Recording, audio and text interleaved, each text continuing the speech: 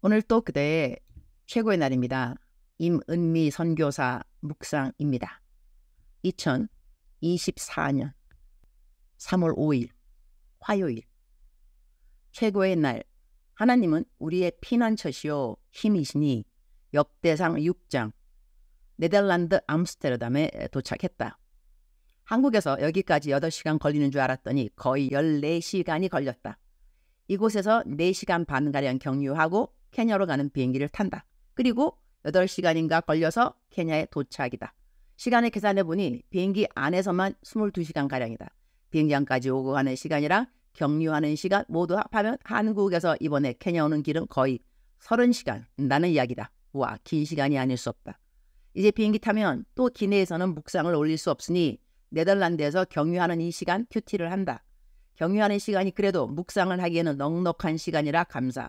그러나 공항은 항상 녹음할 곳이 마땅치 않다. 그래서 오늘은 녹음 묵상은 못 올릴 수 있으나 한편 묵상을 글로 쓴 것은 새벽 4시나 6시 가량에 올라가지만 그래도 녹음은 아침 9시까지 해서 올리기도 하니 케냐 집에 도착하면 한국 시간으로 아침 7시 가량 된다. 그러면 녹음을 급히 하면 8시까지는 올릴 수도 있다는 것이다. 가능한지 안 한지는 케냐 집에 도착하면 알 수 있을 것 같다. 이렇게 비행기를 타고 여행을 하게 되면 매일같이 올리는 묵상을 제 시간에 올리는 것이 조금은 어려워지기도 하지만 그래도 지난 30년간 하루도 거르지 않고 묵상을 글로 적었다는 그 자체만으로도 감사.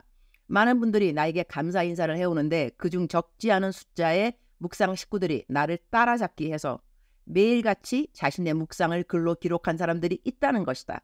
어떤 분은 10년이 넘게 이 일을 하루도 빠지지 않고 한 분도 있으시다. 묵상을 글로 적는 것을 일단 시작하고 자신들의 매일 생활에 경건의 훈련이 된 사람들은 하나같이 나에게 100% 감사 인사를 한다. 하나님과의 친밀한 교제보다 이 땅에서 더 달콤한 것이 있겠는가? 그것을 누리게 되니 다 나에게 감사 인사를 잊지 않고 해주는 것이다. 그러면 나는 칭찬 케이크 보내주는 것도 가능한 잊지 않는다. 쓰담쓰담 칭찬받아야 하니까 말이다. 많은 사람들이 나에게 감사하다고 무엇인가 감사의 표시로 선물을 보내고 싶어 한다. 그러나 그들의 공통적인 문제가 있다.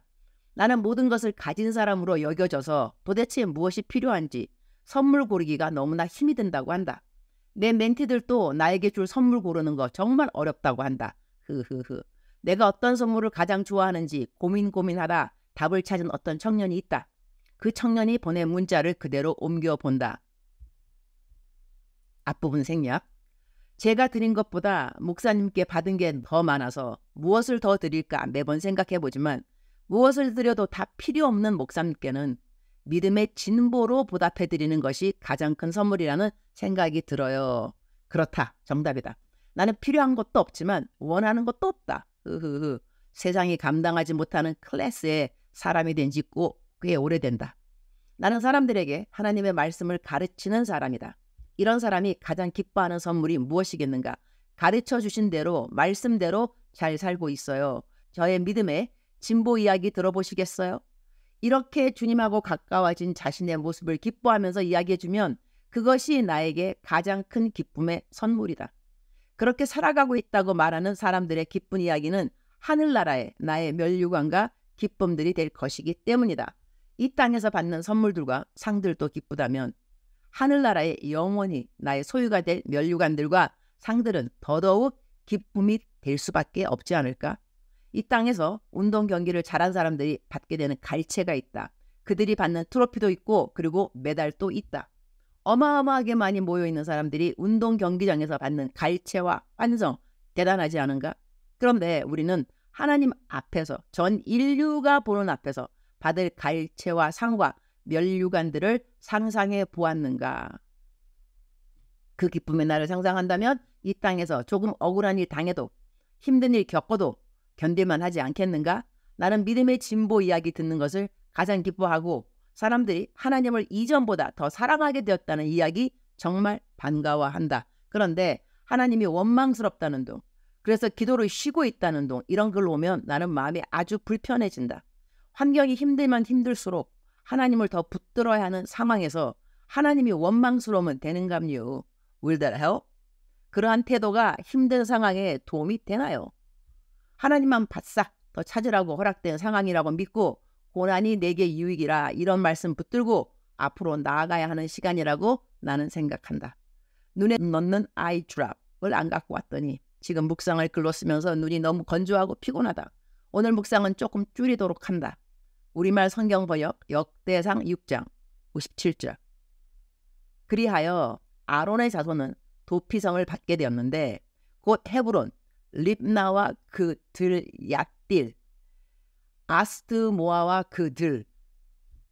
이스라엘 백성들이 자신들이 살아갈 땅을 배정받게 되는데 아론의 자손은 즉 제사장의 자손들은 도피성을 배정받았다고 한다. 도피성으로 오는 사람들이 누구일까? 도망자들인 것이다. 고의치 않게 살인을 한 사람들, 피해자 되는 사람의 가족들에게 받을 보복을 피하여 도망가는 곳이 바로 도피성인 것이다. 살인죄뿐인가? 세상에서 말하는 각종 죄를 어떤 이유에서 범죄했던지 간에 그 심판이 무서워서 보복이 무서워서 도망가는 곳이 바로 도피성이었던 것이다. 그러면 도피성을 배정받아 거기서 살고 있는 레위 지파 사람들은 누구랑 가장 접촉을 많이 하게 될까? 도망자들인 것이다. 사연 가득한 자들인 것이다. 그러면 그들이 듣는 이야기가 무엇일까? 변명이요? 해명이요? 왜 그러한 일이 일어났는지 자초지종 들어야 하는 것이다.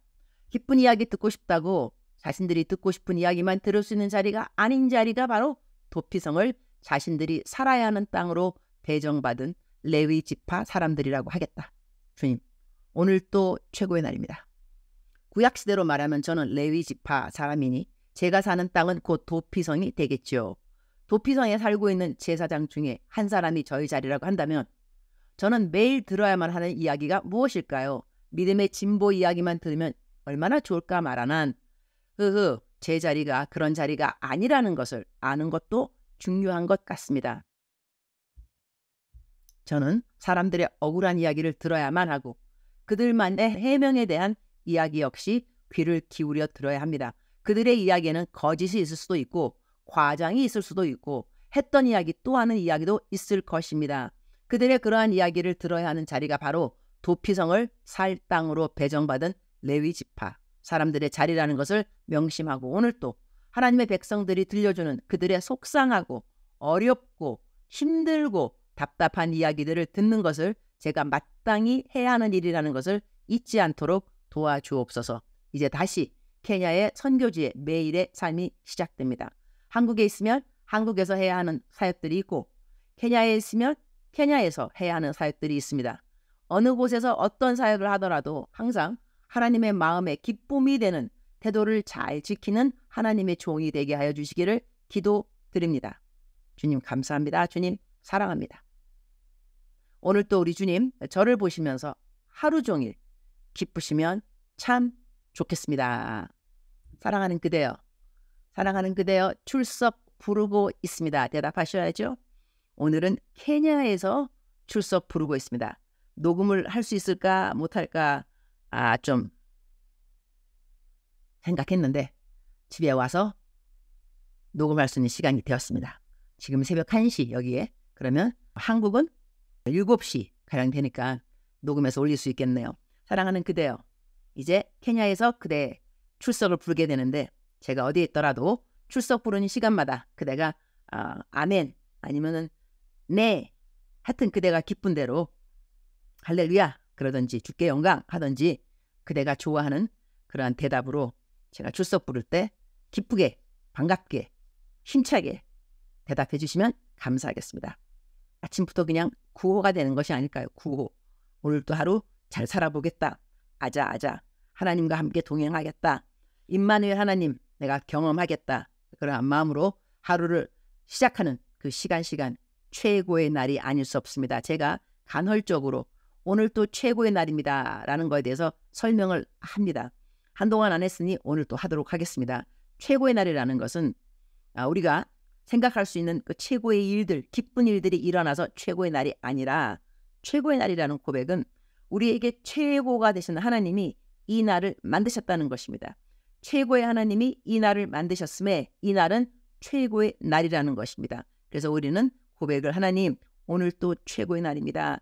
최고의 하나님이 이 최고의 날을 만들어 주셨습니다. 그러한 고백으로 오늘 또 최고의 날입니다 라는 고백을 한다고 제가 설명했습니다. 오늘 또 설명합니다. 사랑하는 그대는 최고의 날 묵상 19입니다. 알았죠? 오늘 제가 했던 큐티는 사람들을 들어주는 자리, 사람들을 들어주는 자리. 우리 모두가 제사장이라고 했으니까 신약에 와서는 그대도 제사장, 저도 제사장. 그렇다면 우리들은 도망자들, 피난 온 사람들, 도피성에 오는 사람들의 말을 들어야만 하는 것이 저에게만 있는 사명이 아니라 그대에게도 있는 사명이라는 것이죠. 때로 우리가 남들을 들어주면서 그들과 공감하면서 우리의 문제가 해결될 때도 많이 있다고 문제를 많이 듣는 사람들이 저에게 간증해 준 것을 기억합니다. 중국 속담이라는데 꽃을 건네준 사람의 손에는 꽃향기가 남는다고 하더라고요. 사랑하는 그대여, 남들을 도와주면서 그대도 하나님으로부터 도움을 입는 그러한 그대가 되기를 축복합니다. 짐이 아니라 힘이라는 것, 우리가 짐이라고 여기는 것들이 우리에게 힘이 된다는 것을 다시 한번 생각하면서 오늘 또 가자. 열심히 살아가는 그대 축복합니다. 사랑하는 그대여 사랑합니다. 사랑하는 그대여 축복합니다. 오늘 또 그대의 최고의 날입니다.